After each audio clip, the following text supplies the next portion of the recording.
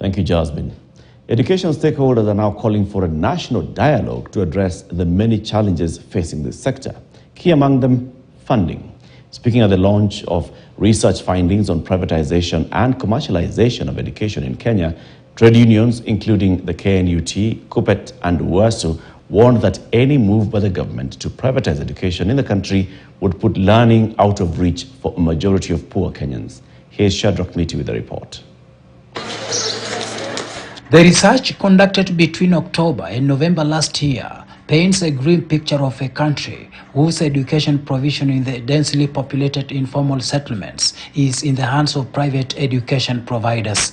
According to the statistics, public schools in the urban informal settlements account for just about 4%, with private education providers taking up 96%. When the ministry was going around the schools, I could check and see that they were not visiting public schools, because I never saw any visiting a school where learners are taught and are trained. We cannot sit back and see education being privatized and commercialized. Stakeholders have attributed the growth of private schools on the introduction of free primary education and free day secondary education, which resulted in overcrowding of classes. Both public and private education providers have been accused of selling education as a product for commercial gain. A study commissioned by KUPPET and NAT, conducted in 6 counties, shines a spotlight on public boarding schools for allegedly turning into business enterprises by charging high fees.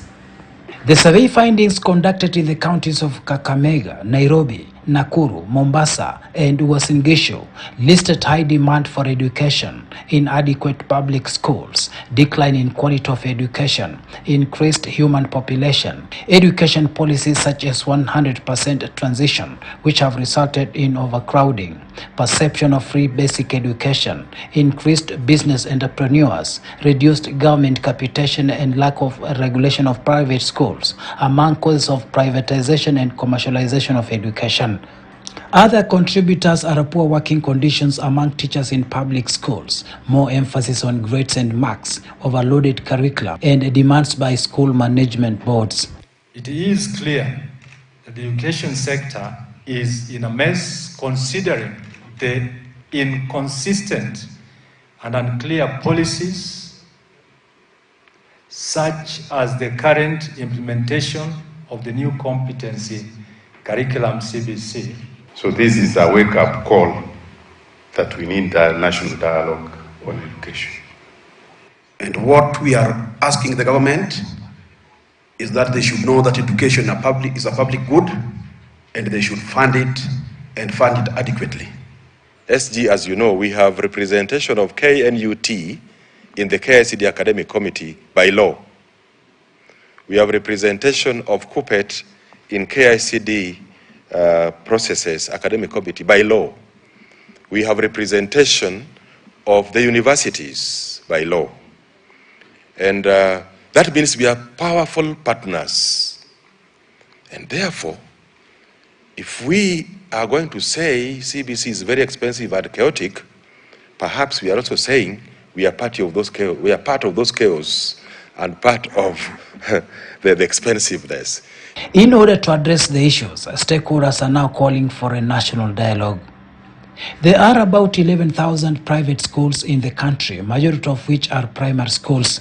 However, according to the research findings, while private schools have continued to develop, public schools have remained almost the same for a very long time.